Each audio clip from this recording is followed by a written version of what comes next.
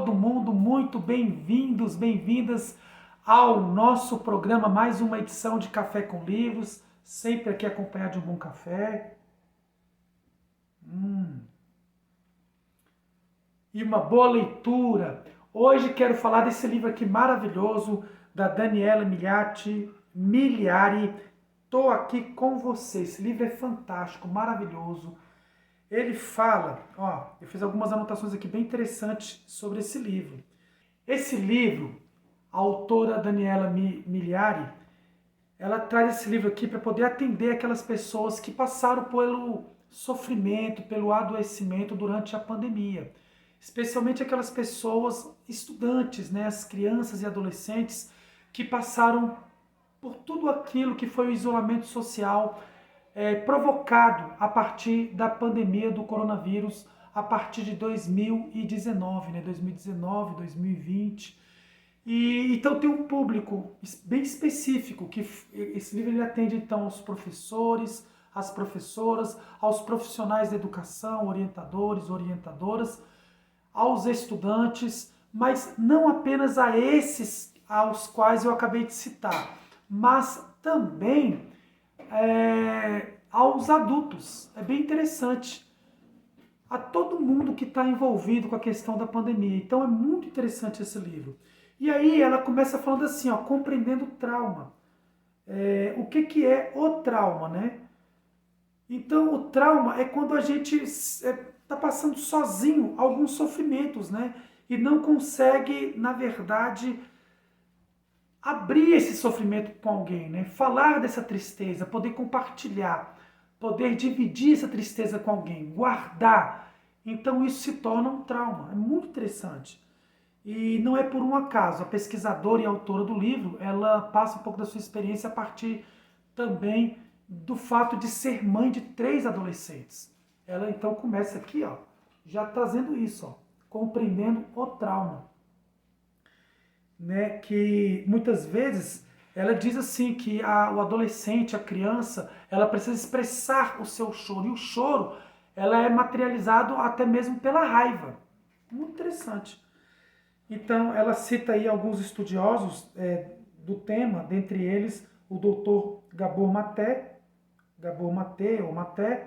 que fala aqui sobre isso, né, sobre a possibilidade que o trauma ele tem que ser a busca por uma solução, né? E aí uma outra coisa bem bacana que a autora traz aqui logo no início sobre essa questão do trauma, sobre essa questão de poder a gente ter que falar, ter que compartilhar sobre essa dor, sobre essa tristeza, para não permitir que essa dor, essa tristeza se torne uma depressão, se torne uma ansiedade e vir a construir até uma mutilação, uma automutilação. Ela fala muito também sobre o auto-amor. Né? Nós temos que ter, então, o auto-amor, porque como é que eu vou tentar ajudar o próximo se eu mesmo não estou bem? Ela entra nesse campo. Né? Então, o trauma busca uma solução. E aí, o nosso corpo ele tem que dar sintomas. Você tem que entender os sintomas que o corpo vão apresentando para você poder trabalhar esse trauma, não deixar tornar um trauma, trabalhar esses sintomas, para você buscar esse auto-amor, para não permitir que essa tristeza se torne então essa depressão, essa ansiedade e chegue no estágio de automutilação. Então ela coloca, o sintoma é a ponte para a solução. Aprenda a escutar o corpo, aprenda a dizer sim, aprenda a dizer não. Então ela coloca aqui um capítulo, né? O sintoma é a parte para a solução. E a partir disso, para trabalhar tudo isso no livro, ela traz aí 9 frases, e aí eu separei também. E aí cada capítulo é uma frase. E aí eu vou só fazer aqui, então, depois ela trabalha especificamente cada capítulo uma frase, tá aqui as 9 frases, o resumo. As 3 últimas frases são aquelas frases finais já de alegria, né, que já é a contemplação das 6 frases anteriores, que são as frases que vão caminhando para você aprender a ouvir, para você aprender a estar junto, a caminhar, a você aprender a trabalhar o auto-amor e a permitir com que a pessoa, especialmente o adolescente, a criança e também o adolescente e a criança interior nossa, que ela possa fazer essa caminhada. Muito legal, estou aqui com você. 9 posturas para acolher crianças e adolescentes em sofrimento e também a criança e adolescente interior. Muito legal, recomendo esse livro, a literatura, Daniela Miliari, um livro recomendado não apenas para a gente trabalhar com crianças e adolescentes, mas também para trabalhar com os profissionais que lidam com essas crianças e esses adolescentes, tá bom? Legal? Pessoal, falando então sobre teóricos da educação, hoje eu quero tratar sobre um teórico que é muito falado na educação. Ele é conhecido como teórico da teoria dos projetos, John Dewey. John Dewey é um teórico estadunidense. Ele nasceu em Burlington, nos Estados Unidos, no ano de 1859. Ele é de família protestante nos Estados Unidos e a família dele se preocupou em educá-lo apenas para atividades diárias, né? Não tinha grandes preocupações, mas John Dewey sempre foi um cara bem mais avançado, bem à frente do seu tempo, muito estudioso. Com 15 anos de idade, ele já tinha ingressado na Universidade do Estado de, deixa eu ver se eu falo direitinho, Vermont, não sei se eu pronunciei direito, apenas com 15 anos de idade, gente. E olha só, aos 20 anos de idade, já estava ingressando para poder estudar o seu doutorado. Olha só que bacana, aos 20 anos de idade.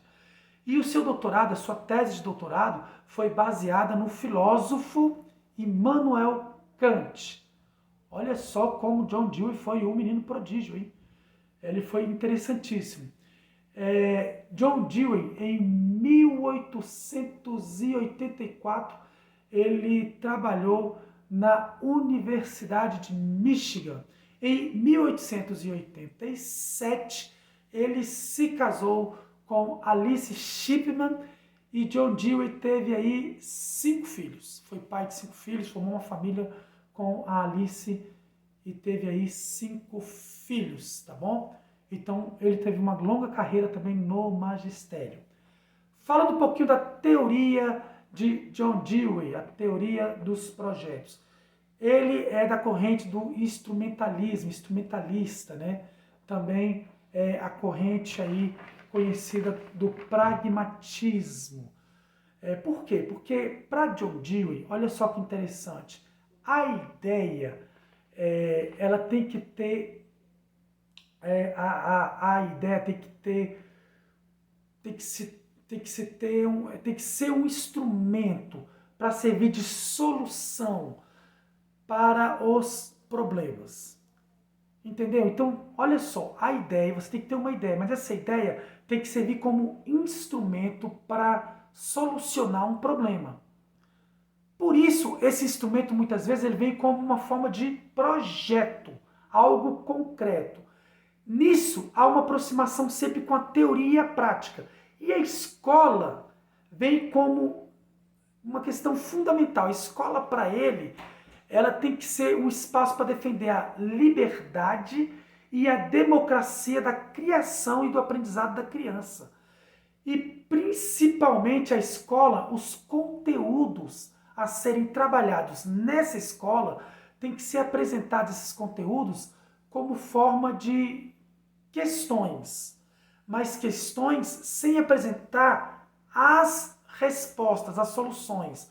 Essas questões têm que ser apresentadas para levar a criança de forma cooperativa, coletiva e utilizando experiências, instrumentos e projetos a encontrar as suas soluções. Daí, ele criou as chamadas escolas laboratórios. Tá vendo aí? As escolas laboratórios é esse modelo de escola a estreitar as relações de teoria e prática na busca desses instrumentos que vão servir de soluções que a gente vai utilizar também como projetos. E aí a gente fala um pouquinho mais e conhecemos um pouquinho mais sobre as teorias de projetos, sobre as teorias de instrumentos em John Dewey. E conhecemos aí mais uma teoria, mais um teórico que cai muito em concurso para professoras, para professores em todo o Brasil, tá bom? Faça suas anotações, estudem, tenho certeza que rapidamente, falando sobre John Dewey, eu tenho aí ajudado nos nossos estudos. Pessoal, nos siga aí nas redes sociais, vou deixar aí todos os nossos links possíveis. Compartilhe esses vídeos e siga, porque vamos continuar por aqui com mais Café com Livros. Um grande abraço e até a próxima. Tchau, pessoal!